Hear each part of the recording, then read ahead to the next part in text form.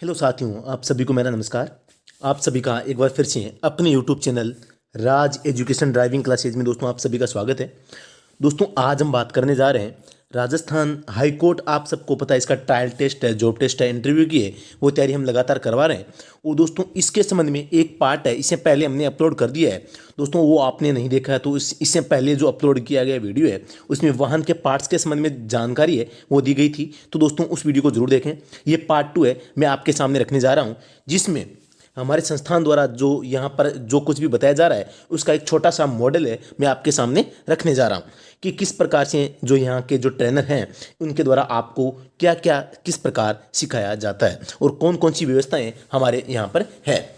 तो दोस्तों अगर आप हाईकोर्ट ड्राइवर की तैयारी कर रहे हैं और आपने लिखित परीक्षा आपने पास कर ली है तो दोस्तों मैं चाहूँगा कि आप अगर किसी भी ड्राइविंग स्कूल में अगर आप एडमिशन लेना चाहते हैं तो दोस्तों आप एक बार हमारे इस संस्थान का अवलोकन जरूर करें। इसके संबंध में दोस्तों किसी भी प्रकार की क्वेरी है, किसी भी प्रकार की आप जानकारी के लिए दोस्तों आप नंबर डायल कर सकते हैं। नंबर है 8209388466। तो दोस्तों आप इन नंबरों पे संपर्क कर सकते हैं। तो दोस्तों अगर आप पहले से हमारे संस्थान में आप अध्ययनरत हैं और आपको लगता है कि किसी भी प्रकार की कोई समस्या आपके सामने आ रही है, वैसे दोस्तों आपके सामने किसी भी प्रकार की समस्या नहीं आ रही है, लेकिन फिर भी आपको लगता है कि आप किसी को बता नहीं सकते और आपके सामने कोई भी अगर क्वेरी है, कोई समस्या है, तो दोस्तों आप एक शिकायत नंबर है हमारे जिन पे आप संपर्क कर सकते हैं। आपको हो रही असुविधा, किसी भी असुविधा के लिए दोस्तों उसका तुरंत समाधान है वो किया जाएगा। ये नंबर है दोस्तों 8764188848। तो दोस्तों किसी भी प्रकार की समस्या के लिए आप इन नंबरों पर संपर्क कर सकते हैं। ये नंबर केवल और केवल यहाँ जो एडमिशन ले चुके अभ्यर्थी हैं उनके लिए, उनको हो रही किसी भी प्रकार की असुविधा के लिए दोस्तों ये नंबर है। दोस्तों अगर आपको किसी भी प्रकार की समस्या हो रही है तो आप दोस्तों इन पे अपनी जो शिकायत है वो दर्ज करवा सकते हैं। तो दोस्तों अब बात करते हैं आगे। तो दोस्तों मैं सबसे पहले बता दूं कि जो राज एजुकेशन ड्राइविंग क्लासेज है वहाँ कितनी क्या व्यवस्था है। तो दोस्तों मैं आपको बता दूं कि हाई कोर्ट स्पेशल बैच है वो दोस्तों अभी वर्तमान में चल रहा है। तो दोस्तों अगर आप इसकी तैयारी कर रहे हैं तो दोस्तों आप यहाँ आ सकते हैं। इसमें ड्राइविंग ट्रायल है, जो एच ऑप्टिकल है, एट ऑप्टिकल है, एल ऑप्टिकल है, पार्किंग है, गैरेज पार्किंग है, इस प्रकार की जितनी भी प्रकार की जो आपको ड्राइविंग टेस्ट से संबंधित क्वेरी है दोस्तों इन सबको सॉल्व कराया जाता है। लाइव वाहन पार्ट्स का नॉलेज है वो आपको दिया जाता है। तरह तरह अलग अलग प्रकार की जो गाड़ियां हैं इन सभी के जो बोनट है वो खोल के या संपूर्ण जो पार्ट होते हैं उनकी जानकारी आपको दी जाती है।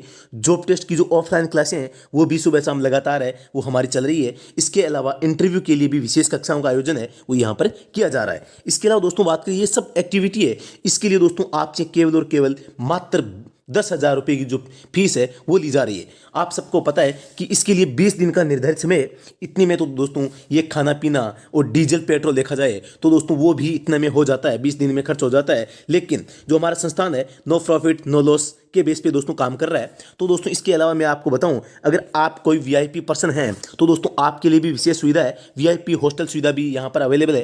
तो दोस्तों इसकी भी कोई समस्या नहीं है। इसके अलावा बात करें तो दोस्तों महिला अभ्यर्थियों के लिए विशेष व्यवस्था यहाँ पर की गई है और किसी भी प्रकार की जानकारी प्राप्त करने के लिए दोस्तों आप संपर्क कर सकते हैं। जो यहाँ पर नंबर दिए गए हैं इन नंबरों पे आप संपर्क कर किसी भी प्रकार के आपके सामने कोई अगर इश्यू है तो दोस्तों जो वो फीस को लेकर हो, ट्रायल को लेकर हो या कोई भी हो तो दोस्तों आप यहाँ संपर्क कर सकते हैं। तो दोस्तों अब शुरू करते हैं आज का वीडियो, जो हम लाइव ट्रैक्स हैं आपको दिखाने जा रहे हैं। दोस्तों अगर वीडियो पसंद आए तो इसको लाइक शेयर कमेंट जरूर करें। तो दोस्तों मैं आपको एक बात बताना चाहता हूं कि जो ये हमारी ये क्लास शुरू हो रही है ये दोस्तों जो पिछला पार्ट था उसके बाद का जो कंटिन्यू पार्ट है वहां से हम शुरू करने जा रहे हैं। तो दोस्तों मैं आपसे ये चाहूंगा कि अगर आपने पिछला वीडियो नहीं देखा है तो वो 10-12 मिनट का वीडियो है वो एक बार जरूर देखें, क्योंकि इसके आगे का जो भाग है वही भाग मैं आपको इस वीडियो में दिखाने वाला हूँ। पर स्ट्रिप लगी हुई है, इसको बोलते हैं वाइपर स्ट्रिप। नीचे आप देख रहे हो, दिख रहा है आपको ये वाली रबड़। देसी भाषा में बोले तो वाइपर की रबड़, और जो टेक्निकल भाषा में बोले तो क्या बोलेंगे, वाइपर स्ट्रिप। ये स्ट्रिप अगर आप सूखे इस पे चलाएंगे, सूखे विंड स्क्रीन पे चलाएंगे तो क्या होगा, बहुत जल्दी घिस जाएगी, घिस जाएगी। पहली बात तो घिसेगी तो आपके विंड स्क्रीन पे क्या करेगी, स्क्रैच पड़ेगी, तो आपका वो विंड स्क्रीन खराब हो जाएगा। इससे बचने के लिए आपकी गाड़ी में जब भी आपको इसको चलाना है, वाइपर को चलाना है, तो पहले आपको पानी का फ्लो ऊपर जाना चाहिए। उसका पानी कहाँ बढ़ते हैं, ये विंड स्क्रीन वॉशर होता है इसमें, जिसमें हम पानी भरते हैं। नॉर्मली इसमें अगर आप मिलाना चाहो तो जैसे साबुन वगैरह का मिश्रण भी मिला सकते हैं। इसके लिए अलग से एक टैबलेट आती है, वो भी मिला सकते हैं। लेकिन नॉर्मल पानी भी डाल सकते हैं, नॉर्मल पानी ही डलता है, लेकिन वो साफ पानी होना चाहिए, उसमें किसी तरह की गंदगी ना होनी चाहिए। अगर गंदगी हुई तो वो आपकी स्ट्रिप को ख़राब कर देगी और वो आपको बदलवानी पड़ेगी या स्क्रैच हो जाएगा। इसमें भी हालांकि निशान बने होते हैं, आप देख रहे हो यहाँ तक बना हुआ है, ये इसके फुल के लिए होता है। इसमें आप हमेशा पानी जरूर भर के रखें, जिसके कारण जब भी आपको जरूरत पड़े आप वाइपर चला सकें। तो ये हमारा क्या चीज़ है, विंड स्क्रीन वॉशर। क्या बोलते हैं इसको, विंड स्क्रीन वॉशर। पानी भरते हैं जो हमारी विंड स्क्रीन होता है उसके लिए। तो ये उसका हो गया होता है। कभी सर्दियों में चला के देखो, सुबह सुबह जब आप गाड़ी को चलाओगे बहुत देर तक हमारा पंखा नहीं चलता है। उसका मेनली रीजन क्या होता है, यही होता है थर्मोस्टेट वाल्व, इसको चलने ही नहीं देता। क्योंकि अननेसेसरी रूप से आप इस पंखे को चलाओगे तो आपकी गाड़ी पे लोड ज़्यादा पड़ेगा और पेट्रोल या डीजल को वो ज़्यादा खाएगी। इसीलिए अननेसेसरी कंज्यूमेशन से बचने के लिए थर्मोस्टेट वाल्व लगाया जाता है, जिसके कारण हमें जब जरूरत पड़े तभी उसमें वो पंखे की जरूरत पड़े तभी उसको चलाएं। तो थर्मोस्टेट का मेन काम क्या होता है, आपकी गाड़ी के टेम्परेचर को 80 डिग्री के करीब बना के रखना, उससे ज़्यादा ये नहीं होने देता और गाड़ी आपकी सही कंडीशन में और सही अवस्था में चलती है। ये आपका सेफ्टी क्लिप है जो आपके बाहर लगी हुई है, जिसके कारण जैसे कोई भी उछल के ना जाए, इसमें आपके उसमें उछल के ना जाए और इंजन को कोई खराबी ना उत्पन्न करे। तो उसके कारण क्या है, आपस में दोनों को पार्ट में चिपका देती है और वहाँ से लीकेज नहीं होने देती है।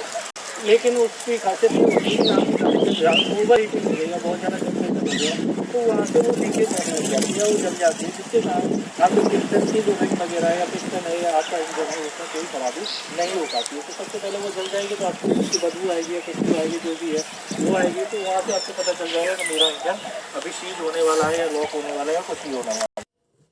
पे बैठना है, सीट पे बैठने का एक तरीका होता है, ठीक है। आप ऐसे ही नहीं कि जैसे आपकी इच्छा है वैसे अंदर बैठ गए तो वह अंदर घुसने में और बाहर निकलने में दिक्कत आएगी। अब देखिए मैं डायरेक्ट ऐसे जाता हूँ तो मेरे को कितनी बड़ी दिक्कत आ रही है। मैं बैठूंगा कुछ भी करूंगा, मेरे को पैर भी टेढ़ा करना पड़ेगा, बहुत सारी चीज़ें करनी पड़ेंगी, ये तरीका गलत है।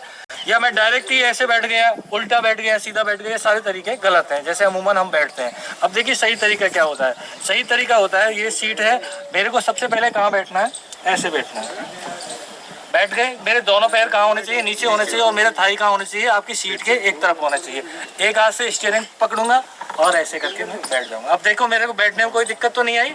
यही तरीका होता है उतरने का। ज्यादातर लोग उतरते कैसे हैं, ऐसे करेंगे और कोई तो ऐसे उतरेगा, कोई कैसे उतरेगा, वो गलत तरीका है बिल्कुल। जैसे हम बैठे हैं वैसे ही आपको उतरना है। जैसे कैसे बैठा था मैं, यहाँ मेरा एक हिस्सा था, अब देखो मेरे को उतरना है इस गाड़ी में से। उतरने के लिए मैं क्या करूँगा, ऐसे करके टेढ़ा हो जाऊँगा, ऐसे करके टेढ़ा हो जाऊँगा। अब ऐसे करके टेढ़ा हो गया तो मैं कहीं भी नहीं टच हो रहा और ऐसे करके मैं इसमें से उतर जाऊँगा। तो ये सीटिंग का सही तरीका है कि गाड़ी में कैसे बैठेंगे और कैसे उतरेंगे। तो सबसे पहले तो आपको यही आना चाहिए कि मैं गाड़ी में बैठ रहा हूँ तो कैसे बैठ रहा हूँ। दोबारा देखें, ऐसे बैठा, एक हाथ से स्टीयरिंग को पकड़ा और ऐसे करके घूम के मैं बैठ गया। तो ये सही तरीका है। अब देखिए मैं इस सीटिंग पोजीशन में बैठा हूँ, आपको नहीं दिख रहा हो तो इधर आ सकते हैं। इस सीटिंग पोजीशन में बैठा हूँ तो मैं ऐसे करके गाड़ी को नहीं चला सकता। क्यों नहीं चला सकता, आप देखिए मेरे पैर और डैशबोर्ड में कितनी दूरी है, ये वाली दूरी है। ये वाली दूरी कितनी होनी चाहिए, 10 सेंटीमीटर, ठीक है। 10 सेंटीमीटर को कैसे नापते हैं, ये मैं हथेली ऐसे फंसाऊंगा और डैशबोर्ड के आगे फंसाऊंगा तो मेरे हथेली और डैशबोर्ड बिल्कुल टच होने चाहिए, ठीक है। अभी देखो टच नहीं हो रहे, मैं इस कंडीशन में गाड़ी चलाऊंगा तो सही नहीं चला पाऊंगा। गाड़ी को मेरे पैर ही नहीं पहुंचेंगे, देखिए पैर नहीं पहुंच रहे मेरे, ना स्टीयरिंग पे पहुंच रहे, ना क्लच पे पहुंच रहे हैं, ना ही हमारे एक्सीलेटर पे पहुंच रहे हैं। तो सबसे पहले जब आप गाड़ी में बैठ रहे हैं तो आपको सीट का एडजस्टमेंट करना है। देखिए सीट 3 तरह से एडजस्ट होती है। एक तो सीट ऊपर नीचे होती है, यानी कि जिसकी हाइट कम है वो सीट ऊपर रखेगा और जिसकी हाइट ज़्यादा है वो सीट को नीचे रखेगा। दूसरा सीट आगे पीछे होती है, यानी कि मेरे को अपनी लंबाई के हिसाब से या मेरे को देखने के हिसाब से या मेरे पैर सही तरीके से पहुंच रहे हैं या नहीं पहुंच रहे हैं उस हिसाब से सीट को आगे पीछे सेट करना है। तीसरा मेरे को अपनी बैक भी सेट करनी है, बैक भी मेरी बिल्कुल सही होनी चाहिए, बिल्कुल 90 डिग्री पे नहीं होनी चाहिए। अब देखिए मैं आपको सेट करके बताता हूँ कैसे गाड़ी की सीट को सेट करेंगे। अब देखिए इसमें ऊपर नीचे कर, हाँ है, ये वाला लीवर देख रहे हो आप, बड़ा वाला, इससे सीट को ऊपर नीचे कर सकते हैं। यानी कि अब देखिए सीट नीचे जा रही है, मैं नीचे की तरफ दबा रहा हूँ, देखो दिख रहा है सीट नीचे जा रही है, मैं नीचे की तरफ जा रहा हूँ। अब ये फुल नीचे हो गई। आपकी लंबाई लंबी है तो इसको फुल नीचे रखेंगे, आपकी लंबाई छोटी है तो इसको ऊपर रखेंगे। अब बिल्कुल नीचे से मेरे को अच्छा नहीं दिखाई दे रहा, ठीक है, इसलिए मैं इसको क्या करूंगा, ऊपर करूंगा। तो ऊपर करने के लिए क्या करेंगे, देखें ऊपर करेंगे इसको। आप ध्यान से देखें, सीट आपको दिख रही होगी, ऊपर जा रही है, जा रही है। हाँ जी। और ये लास्ट सीमा तक जाके खुद ही लॉक हो जाएगी, उससे आगे नहीं बढ़ेगी। अब देखिए, अब मैं खूब इसको ऊपर कर रहा हूँ, अब ये नहीं हो रही, अब ये फुल ऊपर हो चुकी है। तो अब ऐसे करके इसको ऊपर नीचे कर सकते हैं। अब देखिए, मेरे को सीट को आगे करना है क्योंकि मेरे पैर उस पर पहुँच नहीं रहे। मेरे पैर काफ़ी दूर हैं एक्सीलेटर से, ब्रेक से और क्लच से, तीनों से काफ़ी दूर हैं। तो मेरे को सीट को आगे करना है क्योंकि मेरे पैर भी डैशबोर्ड से दूर हैं। तो उसको सेट करने के लिए आप सीट के नीचे देखोगे, अमूमन सभी गाड़ियों के नीचे आता है ये लीवर, आप देख रहे हो, दिख रहा है आपको सभी को। इसको कैसे करेंगे, हल्का सा ऊपर की तरफ खींचेंगे, ऐसे ऊपर खींच लिया और ऐसे करके सरका ली मैंने, हो गई आगे पीछे। अब मैं देखूंगा मेरे पैर आगे सही है या नहीं। अब मैंने हथेली लगा के देखी, देखिए बिल्कुल फिक्स है। अब मेरे पैर देखिए बिल्कुल स्टीयरिंग पे पूरा, सॉरी ब्रेक पे पूरा पहुंच रहे हैं, या एक्सीलेटर पे पूरा पहुंच रहे हैं और क्लच पे भी पूरा पहुंच रहे हैं, और मैं सही तरीके से इनको दबा पा रहा हूँ। तो इसीलिए सीट को आगे पीछे किया जाता है ताकि आपके पैर सही तरीके से वहाँ पहुँच जाए। अब ये अलग अलग तरीके से करते हैं, आपकी लंबाई पे डिपेंड करता है कि आपको सीट आगे रखनी है या पीछे रखनी है। तो मेरे लिए उद्देश्य होता है कि मेरा जो पैर है वो बिल्कुल सही पहुँचे और स्टीयरिंग पे भी सही तरीके से पहुँचे। अब आपने 2 तरह से कर ली। अब तीसरा तरीका और देखिए, ये पीछे वाला जो पीछे वाला बैक है ये भी हमें सेट करना पड़ता है। इसको सेट करने के लिए आप साइड में ये वाला लीवर देख रहे हैं, ठीक है, ये वाला लीवर ऐसे करूँगा तो ये अनलॉक हो जाएगा। कहीं भी ले जा सकता हूँ, पीछे ले जा सकता हूँ, ऐसे करके पीछे ले गया, या आगे भी ला सकता हूँ। इसको मैं ऐसे ऊपर करके रखूंगा तो आगे पीछे कहीं भी इसको मैं कर सकता हूँ, और इसको छोड़ दूंगा तो वो उसी जगह पे लॉक हो जाएगा। अब देखिए, पीछे वाला जो कितना गैप होना चाहिए उसका भी एक निश्चित मान होता है। जो मेरा ये हेड रेस्ट देख रहे हो और मेरा सर देख रहे हो, इसके पीछे कितना गैप होना चाहिए, 10 mm जितना आगे है उतना ही यहाँ होना चाहिए। और इसको भी कैसे नापते हैं, ऐसे करके हथेली हम ये लगाएंगे, यानी कि पहले यूँ बैठेंगे, स्टीयरिंग को पकड़ेंगे। अब इसी पोजीशन में हम चेक करेंगे पीछे इतना गैप है या नहीं है। अब देखिए बिल्कुल इतना ही गैप है। तो अब जो सीट सेट हुई है बिल्कुल मेरे हिसाब से, मेरी लंबाई के हिसाब से सीट एकदम बिल्कुल सेट है, ऊंचाई भी सेट है, बैक भी सेट है और आगे भी सेट है। इस तरह करके हम अपनी गाड़ी की सीट को एडजस्ट करते हैं। अगर बगैर सीट एडजस्ट किए आप गाड़ी चलाएंगे तो सही तरीके से बिल्कुल भी नहीं चला पाएंगे। तो सबसे पहले जब आप गाड़ी में बैठ रहे हैं तो आपको सीट को एडजस्ट करना है। सीट एडजस्ट कर लिया आपने। अब दूसरा, ऐसे करके चला रहा हूँ तो भी गलत है, ऐसे करके चला रहा हूँ तो भी गलत है, यहाँ से पकड़ के चला रहा हूँ तो भी गलत है। कभी भी इन कंडीशन में आप अपना स्टीयरिंग पकड़ते हो तो वो सारी की सारी गलत है। आपको हमेशा स्टीयरिंग यहाँ से पकड़नी है। और मेरे हाथ देख रहे हो कैसे पकड़ी हुई है मैंने, दिख रहा है हाथ कैसा पकड़ा हुआ है, हल्का सा ऐसे, यानी कि मेरा मुट्ठी ऐसे बंद नहीं है। कभी भी मुट्ठी बंद करके स्टीयरिंग को नहीं पकड़ना है, ऐसे करके मुट्ठी बंद करके स्टीयरिंग को नहीं पकड़ना है। हल्के हाथ आपके खुले होने चाहिए, लूज होने चाहिए, जैसा कि देखे और मैंने पकड़ा हुआ है, ठीक है। मेरे हाथ आपको दिख रहे हैं बिल्कुल खुले हुए हैं यहाँ से, और मैं आसानी से स्टीयरिंग को ऐसे करके मोड़ सकता हूँ। तो ये तरीका है स्टीयरिंग को पकड़ने का, कि आपको ऐसे करके स्टीयरिंग को पकड़ना है, यहाँ से पकड़ना है, ठीक है, बिल्कुल ऐसे करके पकड़ना है।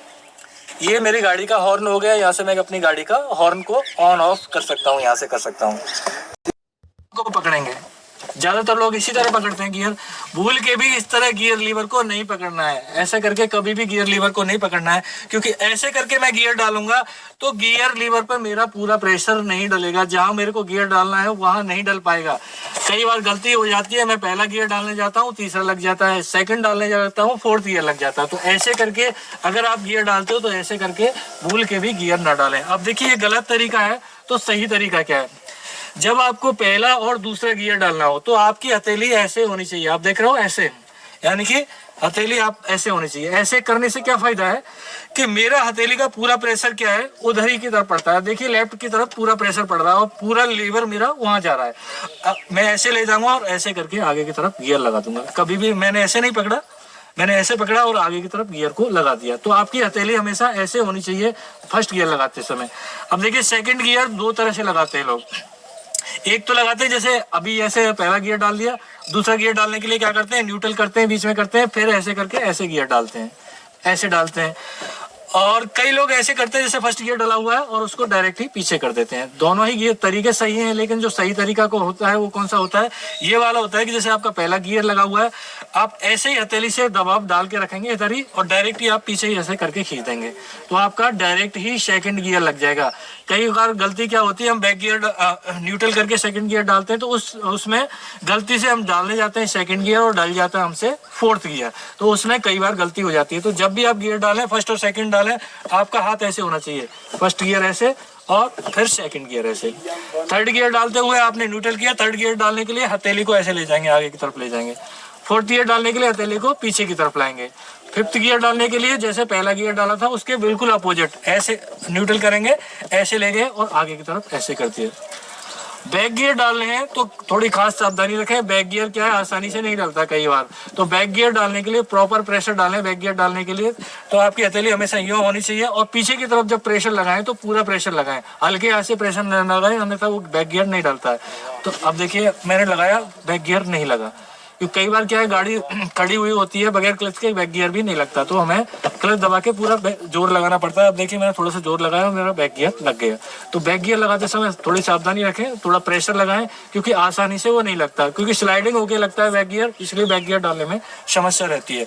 तो ये हो गया हमारा पूरा गियर का एडजस्टमेंट। अब देखिए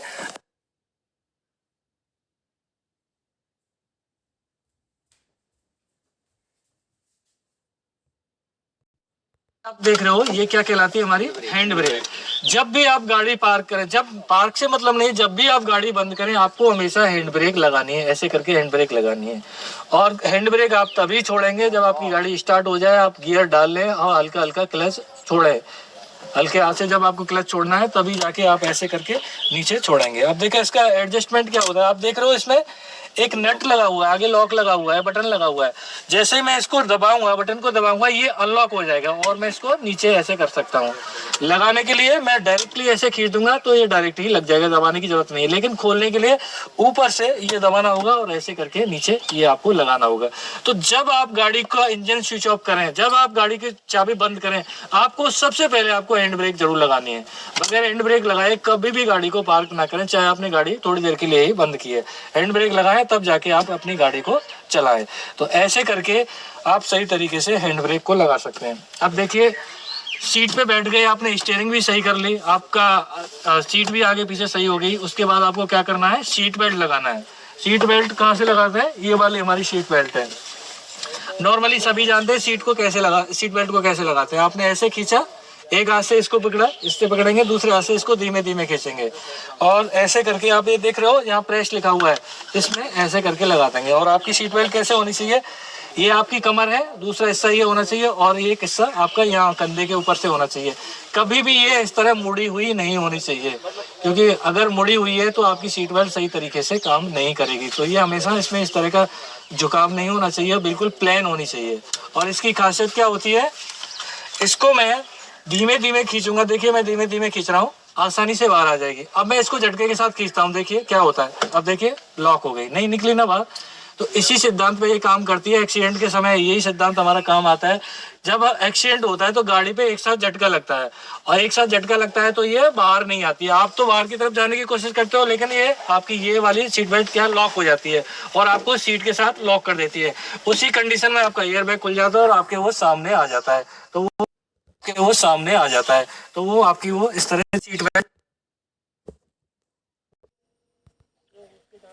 तो दोस्तों इस प्रकार जो हमारी राज एजुकेशन ड्राइविंग क्लासेज है, यहाँ पर जो कुछ भी यहाँ पर सिखाया जा रहा है, इसका एक छोटा सा ट्रायल मैंने आपके सामने पेश किया है। सब कुछ सिखाना ऑनलाइन यूट्यूब पर सिखाना संभव नहीं है। कुछ चीज़ें ऐसी होती है जो मैन्युअली ही हमें सीखनी पड़ती है, लेकिन फिर भी जो बेसिक नॉलेज है, जैसे ये अभी रोड साइड मरम्मत का टॉपिक है, तो इस प्रकार का जो ज्ञान है, तो दोस्तों नॉलेज है, हम आपको लगातार आपके पास पहुंचाते रहेंगे। तो दोस्तों अभी के लिए इतना ही, फिर से मिलते हैं नेक्स्ट वीडियो में। तब तक के लिए धन्यवाद। जय हिंद, जय भारत।